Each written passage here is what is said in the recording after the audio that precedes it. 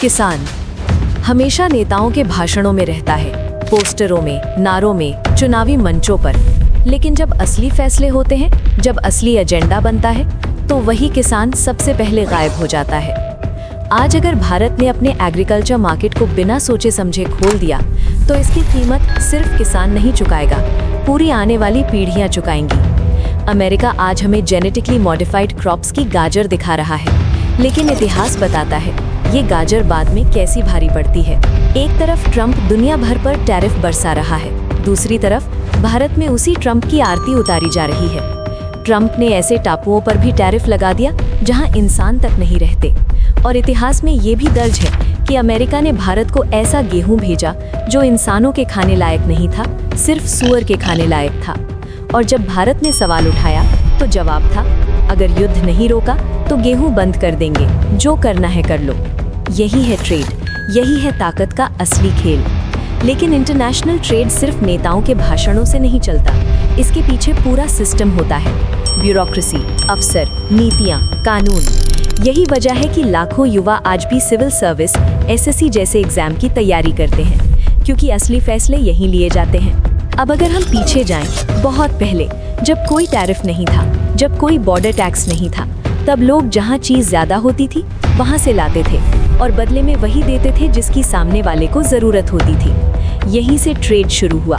लेकिन जैसे जैसे रास्ते बने, राज्य बने, शासन बना, वैसे वैसे सत्ता ने कहा, तुम हमारा रास्ता इस्तेमाल कर रहे हो, हमारी सुरक्षा ले रहे हो, तो हमें भी हिस्सा चाहिए। यही जन्म हुआ दुनिया के पहले ट्रेड टैक्स का।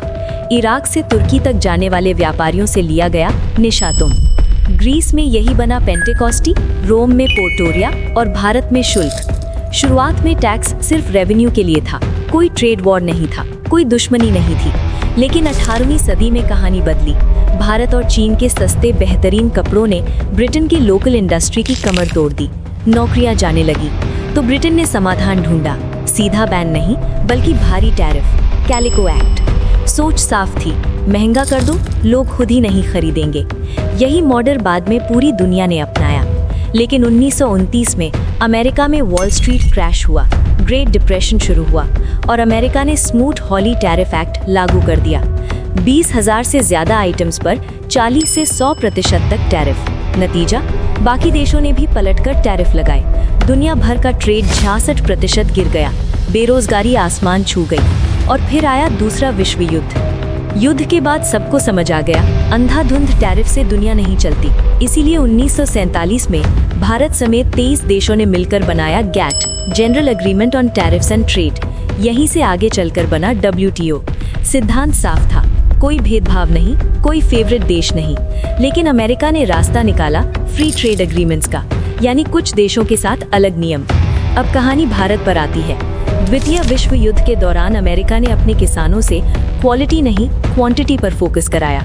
युद्ध खत्म हुआ, लेकिन अनाज का पहाड़ खड़ा था और उसी वक्त भारत भूखमरी, सूखे और अकाल से जूझ रहा था। 1954 में आया PL 480 एग्रीमेंट। अमेरिका बोला, डॉलर नहीं है तो अपनी करेंसी में अनाज ले लो। लेकिन ये अनाज इंसानों के खाने लायक नहीं था। फिर भी भारत ने लिया, क्योंकि मजबूरी थी। इस सस्ते गेहूं ने भारतीय किसानों की कमर तोड़ दी। लोकल उत्पादन घटा और कुछ ही सालों में भारत 40% गेहूं के लिए अमेरिका पर निर्भर हो गया। 1965 की जंग में अमेरिका ने अनाज को हथियार बना लिया, शिप रोक दिए। इंदिरा गांधी को घंटों फोन पर विनती करनी पड़ी। तब उन्हें एहसास हुआ, भूख भी एक हथियार है, न्यूक्लियर बम जितना खतरनाक। यहीं से भारत ने तय किया, अब किसी के आगे हाथ नहीं फैलाएंगे। 1974 में अमेरिका ने GSP लाया, डेवलपिंग देशों को सस्ता एक्सपोर्ट का मौका। भारत को फायदा मिला, लेकिन भारत ने एक बात नहीं छोड़ी, अपने एग्रीकल्चर और डेयरी सेक्टर की सुरक्षा। 1991 के आर्थिक संकट में भारत को IMF के सामने झुकना पड़ा। मार्केट खुला, टैरिफ घटे, लेकिन खेती वो फिर भी नहीं खुली। और इसकी वजह है जेनेटिकली मॉडिफाइड बीज। अमेरिका में मॉन्सेंटो ने GM बीज और राउंडअप केमिकल को पैकेज बनाकर बेच दिया। बीज पेटेंट, केमिकल अनिवार्य और हर साल नया बीज खरीदने की मजबूरी। भारत में BT कॉटन से पैदावार बढ़ी, लेकिन किसान कर्ज में डूबते चले गए। रॉयल्टी, महंगे केमिकल और खत्म होती आज़ादी। GM फसलों का असर पास के खेतों तक फैलता है।